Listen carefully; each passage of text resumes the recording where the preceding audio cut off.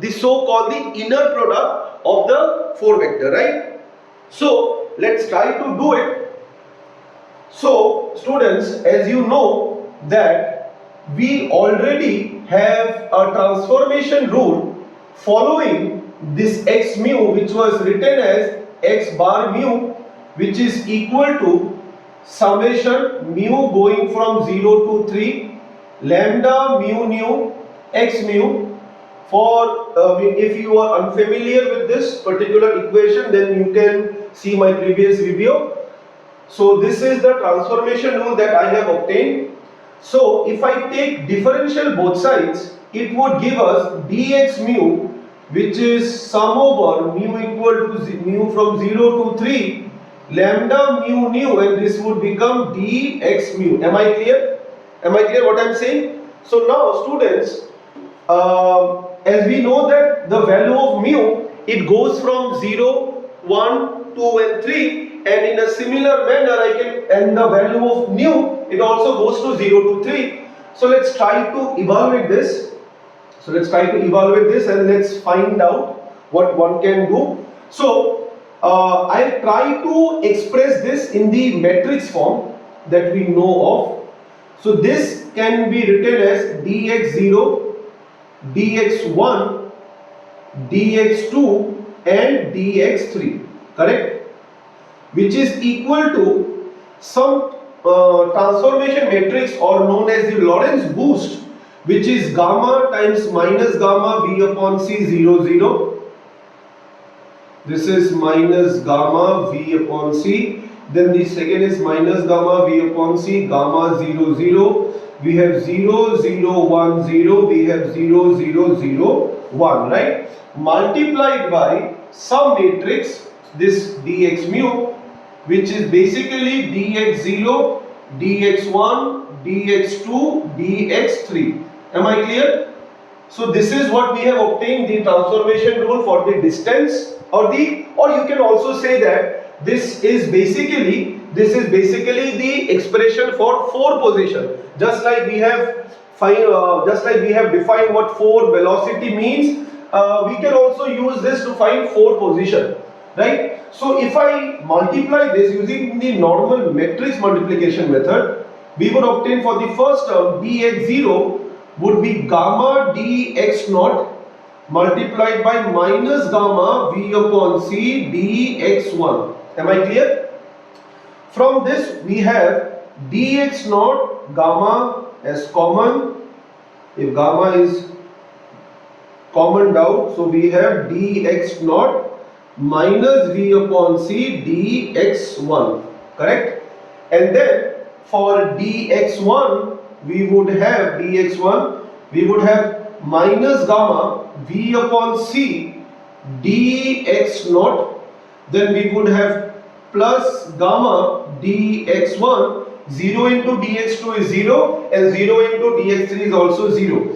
From this we have dx1 is gamma as common, dx1 minus v upon c dx0.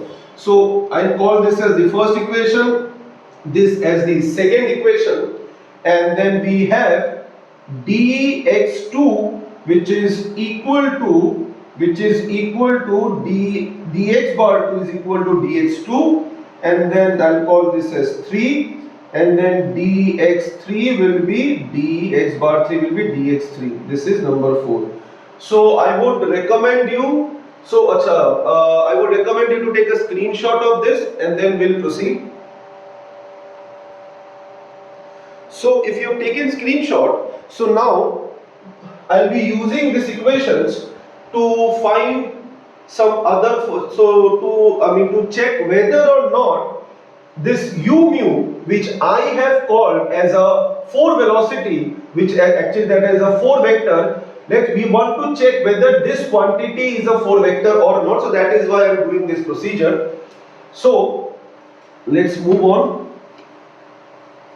So as we have obtained these equations, right, equation 1, 2 and 3, now what we'll be doing is we'll be dividing all these equations with respect to something called d tau. So I have the first equation, that is dx0 is gamma dx bar naught, that is dx naught minus v upon c dx1.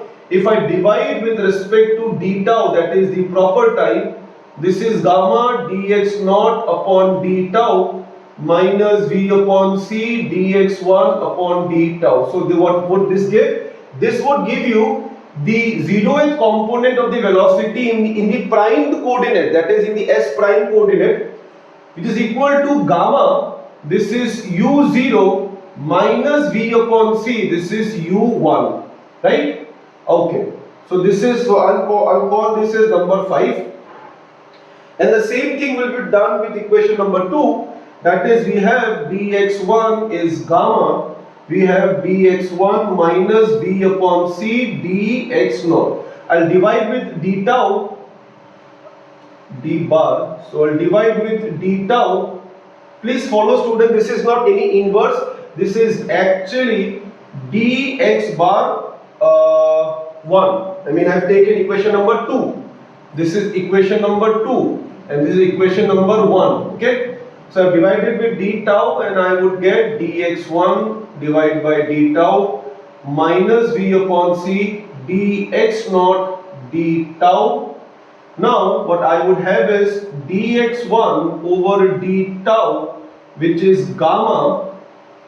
This would give you velocity 1 u1, right? And then this would give you u1, this is in the prime coordinate, this will be in the unprime coordinate, v upon c u0, correct? Okay, I'll call this as equation 6, and same thing will be done with the other two equations, that is dx bar 2 divided by d tau will be dx2 upon d tau, this would be u2, I have this, then I had this equation followed by this equation, and then I'll also do the same thing for this, dx bar 3 divided by d tau, which is dx3 over d tau, this would be u bar 3 would be u3, right? So students, what we have done is, initially we had the equations relating the distances in the two different frames s and s prime. Now we have the relation between the velocities in the frame s and s prime. So using this equation, that is 5, 6, 7 and 8, we'll try to make a matrix out of it, right? We'll try to make a matrix out of it. If possible, then we'll try to, just like we have done over here. So let's see what the equations were. So the equations are that I have written, I'll rewrite them. U naught will be gamma u naught minus v upon c u1. Then I have u bar 1 is gamma u1 minus v upon c u0. Then I have u bar 2 which is u2, then u bar 3 which is u3. Now I'll try to make the matrix out of it, then I'll try to obtain the transformation equation. So all of this can be written as u0, u1, u2 and u3, just like we did in the previous videos. For now, we would take the zeroth component first. So this would be gamma minus gamma v upon c. Gamma, because I am taking the coefficients of I'll be going just like what are the values over here. If I have the value of u bar 0, then I would be taking the coefficient of u bar 0 first, followed by the coefficient of u bar 1, then followed by the coefficient of u bar 2, and then finally u bar 3. How to make this matrix for any velocity, for any 4 vector, velocity, acceleration, momentum or whatever, you take the coefficient systematically. First the coefficient of 0 is taken, then 1, then 2, followed by 3. So accordingly we have gamma minus gamma v upon c, 2 and 3 are absent, so 0, 0. Then we would write for the next part, we would have minus gamma v upon c, gamma 0, 0, and then 0, 0, 1, 0, then 0, 0, 0, 1. and then this will be written as u1, u1, u2, u3 and u4. Correct? Now students, if you follow this matrix that I have constructed right now, this matrix is same as that we have obtained in the previous video, that for the x mu position, I mean we have obtained the similar matrix with the same thing, just these terms were different. We had obtained it for this particular thing, x bar nu summation lambda mu nu x nu. For this equation we have obtained a similar kind of expression. This remains the same, only this in factors would be changing. So now what I will be doing is, I can write all of this combined in the form of u bar nu. Now this is a Lorentz boost, so it can be written as going from 0 to 3 lambda mu nu, and then this will be u mu. So student, this is the transformation equation for the velocity. So the first rule that for a physical quantity to be called a 4 vector, it must have a transformation rule. So here we have obtained the transformation rule for the 4 velocity. And now we'll be obtaining the inner product of the 4 velocities, and let's try, and then we'll see whether the inner product of the 4 velocity remains invariant under the Lorentz transformation, right?